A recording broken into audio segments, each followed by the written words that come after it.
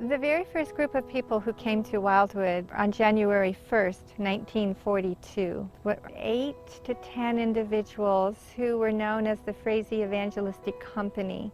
The motivation for starting Wildwood was born out of a city evangelistic group that wanted to train other teams to continue the work of gospel medical evangelism in the cities of the world.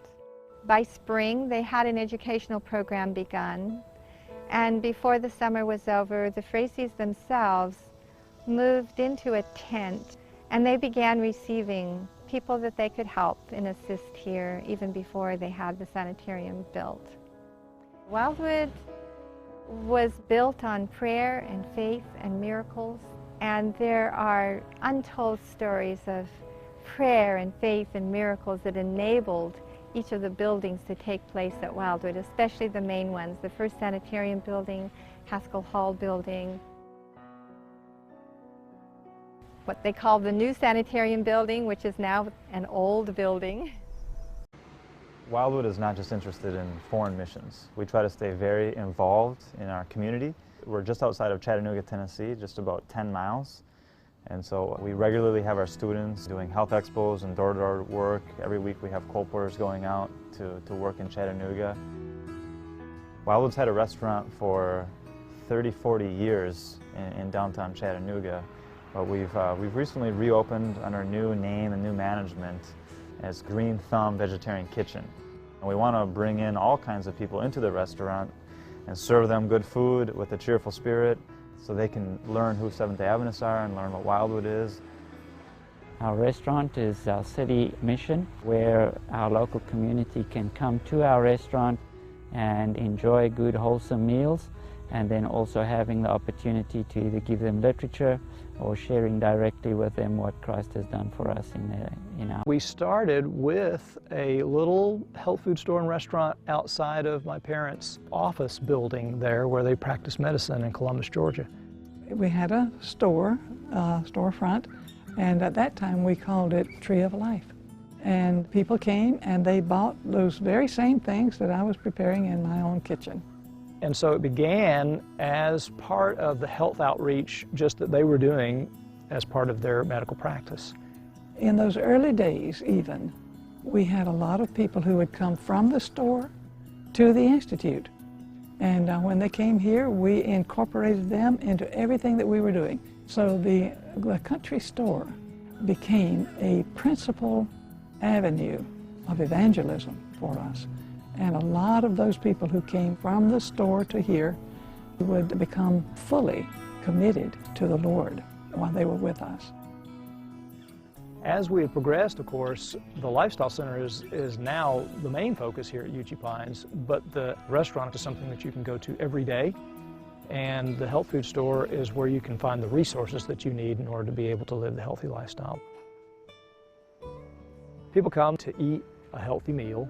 They come there to pick up supplies, and in the process, they walk into an environment that people have described as being an oasis. The atmosphere changes, a quieter place. We have some soft Christian music playing. So you're kind of, in a way, bridging between the health aspect and over into the more spiritual aspect. People come to Country Life and ask some of the most interesting questions. We had one individual that came in and asked, just as they were going through the checkout, what happens to a person when they die? And then there was another whole group of individuals that wanted to know the same question, but they wanted to know from the Bible, what are your Bible answers? We know you know. And so they came to us and asked that question. So we were able to put together a few Bible texts for them. And sometimes you have people come in and they'll ask a health question, but as you speak to them, you realize what they really want is they just need somebody to talk to. Sometimes they need to have somebody who'll pray with them. And they'll even tell you, I know you're a Christian, would you mind praying with me? And that's, in my mind, where you have a real success story. Probably 60 to 70% of our patients are now cancer patients. And it's so amazing. Cancer is just a pandemic. I mean, they say heart disease is the #1, but I think cancer is going to be soon overtaking that. And we've been reading a lot of other studies that suggest that that's really a reality. Obesity is rampant, diabetes is rampant, osteoporosis is rampant, heart disease is rampant. It's epidemic, and lifestyle changes need to be made. Around 1900, lifetime risk of getting cancer was just 1 in 40. By 1945, it was 1 in 20, and now it's around 1 in 3 people in their lifetime can expect to get some form of cancer. We have established a reputation for being very aggressive in dealing with cancer, and there's been a degree of success, and that is finding its way out there. What we do mostly here is to boost people's immune systems. You know, God has designed our bodies to heal itself, and our immune system is just amazing. It's the most powerful agent for healing, more than drugs, more than anything that man can do. Everybody has cancer cells in their body. Everybody. It doesn't matter who.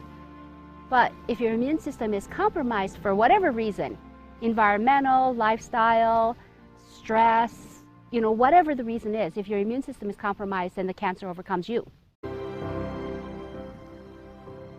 A change in diet is an important part of the lifestyle program.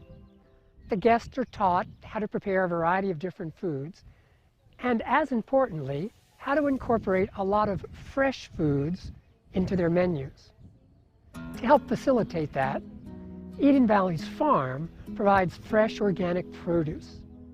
In addition, the farm provides a bridge to the local community. The neighbors are able to come and participate in Eden Valley's UPIC program. The team attends various local farmers markets, providing produce to a wider audience.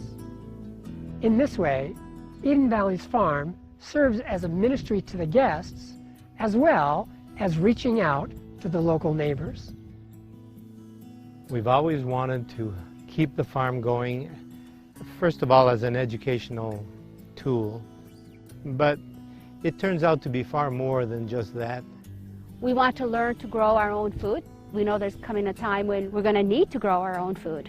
Well, of course, we have the Lifestyle Center, and it's the center of everything that we do pretty well here.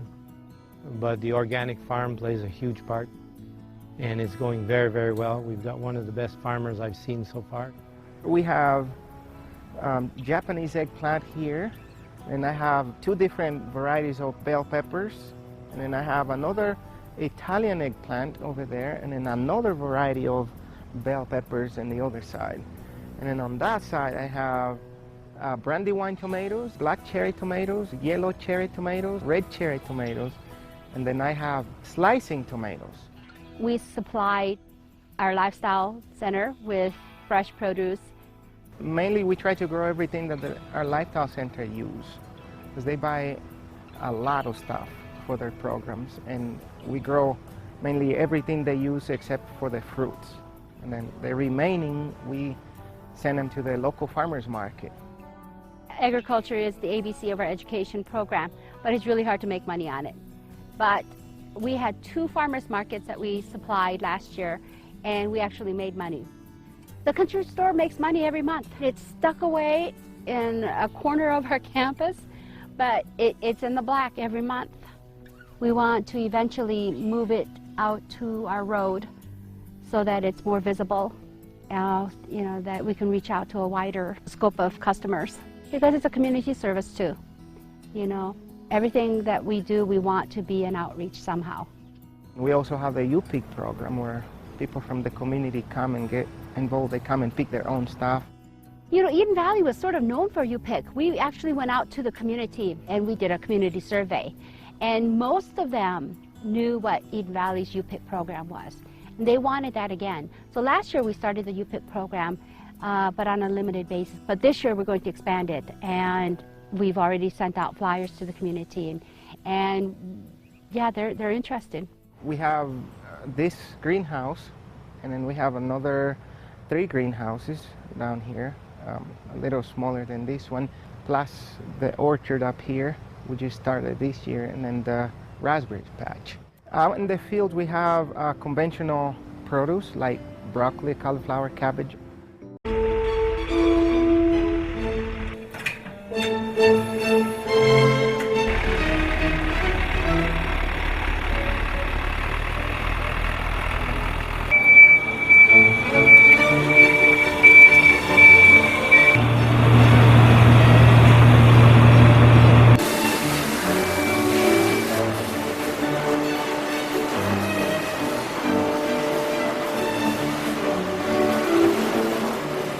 We offer you a unique experience. You can come here and you can get your academic diploma. You can come here and enjoy the music. You can come here and you will also get to enjoy our vocational training program. In a work situation, students learn a lot of different skills that they carry on into other aspects of their life. They learn punctuality. They learn to be responsible for something, where for a task to be accomplished, for it to be done right, for it to be done in a timely manner is completely dependent on them. They learn to be diligent. They learn to stick with a task until it's completed. They learn to be thorough and careful with attention to detail. These are things that you can learn in other ways, but nothing teaches it the same way that good practical labor does.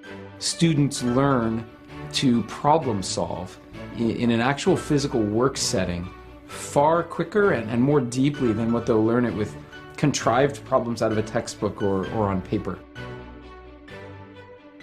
As a teacher at Fountain View Academy, I don't just teach my subjects, but I try to open up a window for my students so that they can look out onto the world, so they can get a holistic view onto the world. So yes, I teach English, and so I teach them punctuation and spelling and grammar and all those types of things. But I also try and teach them to see the world socially, mentally, emotionally, and spiritually, so that they can see the big picture.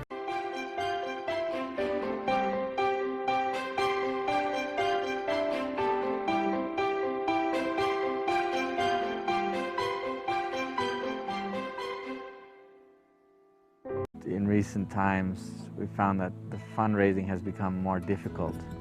The need to rely on what we can generate here has increased and put pressure on us. Since I've been here, we've had avocado trees growing, and we've noticed they're excellent fruit. And somehow it didn't cross our mind for many years that that could be a commercial item. There's areas of Tanzania where they grow a lot of avocados, and we just never got into it. But people started to mention, hey, your avocados are much better. Now we have about 1,000 trees planted. We do have another 1,000 trees in seedlings getting ready to be planted. I believe that as a self-supporting institution, we always aim to support ourselves through our industry, and agriculture has not always been very good here. We've tried field crops, wheat, barley, triticale in past years. But right now, with the possibility of avocados, we see potential there for sustaining at least part of Kibirua with growing avocados. Riverside Farm Institute is a ministry that's dedicated to spreading the word of God, to training people in vocational skills and different areas of practical leadership and work. Riverside Farm Institute was started in 1974 with a group that came from Wildwood. Since then it has grown larger and larger over the years, and right now we're very thankful and happy to be able to minister to people in almost every province of the country and even abroad. We are trying to make people to be self-employed, and some of them to have better living as church members and who can reach out to other people. These courses are designed at training local people in these areas and providing them with skills that make them useful to the Zambian society at large. Some of them will end up working for non-profit areas, others will prefer to work in the business sector, especially in the areas of agriculture and tailoring, and we are very thankful and happy that a number of them have either started their own program or venture, or have found employment in other organizations or companies. The educational department is not self-supporting in the sense that what we charge in terms of tuition does not really cover the cost of the program. That is subsidized by Riverside's industries. One of the industries you see is in my background. It's a banana plantation. We have about 40,000-50,000 plants of bananas that produce our crop, which is sold on the local market and which helps subsidize or pay for a lot of what we do here on the campus. Riverside Farm Institute is a self-supporting ministry. We do not rely on donations at all, and how we support ourselves is through our farming activities. One of those farming activities specifically is our bananas, and at the present moment the banana plantation is one of the largest contributors to our financial prosperity. And by producing huge amounts of bananas, last year we produced 40 tons. We then sell these, and these then this money then is then contributed to the well-being of Riverside, and that finances our evangelism department, our education department, and many of the other ministries here at Riverside are supported through the bananas itself. The same is the case with the mill. The mill buys every year between 200 and 600 metric tons of corn or maize from local farmers, sometimes also from our own production, and stores it until better time, so to speak, until the price rises. Then it is either sold to mills or ground in our own facilities. We also grow wheat. We also grow, we have grown in the past soybeans, we've grown maize, which we also try to do for profit and for rotational purposes. Riverside Farm Institute has two major sources of income, one of them being our farming activities, specifically the bananas, and the other being our literature evangelism ministry. Riverside has always done literature distribution for many years, and over the last few years we've really concentrated on growing this ministry, and today we find it as the second biggest contributor to the finances of Riverside. The beauty of this program is that not only does it provide an income source for Riverside, but we are also supporting the people who buy the literature from us to then go and resell that.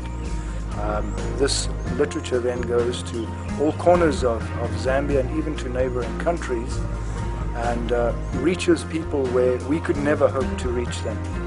So there's a real blessing not only for Riverside, but for the literature evangelists, and eventually for the people who receive the books.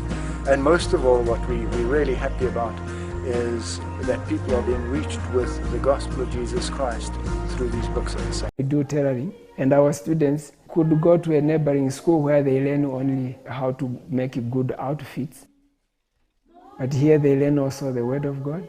They learn also how to care for their health. And so this really satisfies us. It gives us joy.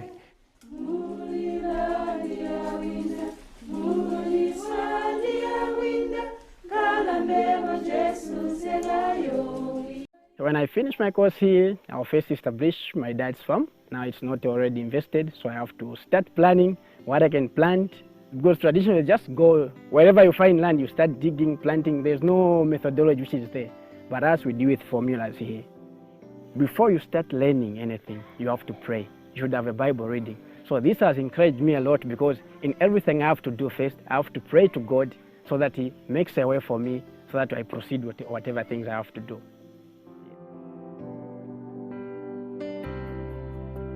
Bananas have always been a great income for Riverside since Dr. Foster had the farm in the beginning, and it seems like it expanded over the years, and it is the best income for Riverside at the moment still. A few years ago we encountered a disease within our bananas, which we're trying to fight and stay on top of it, but it's still a huge blessing to the income for Riverside. Eventually we switched over to pivot irrigation, and we did our wheat growing, which is a huge income for Riverside. Once a year we grow wheat, and sometimes we rotate it with soya beans.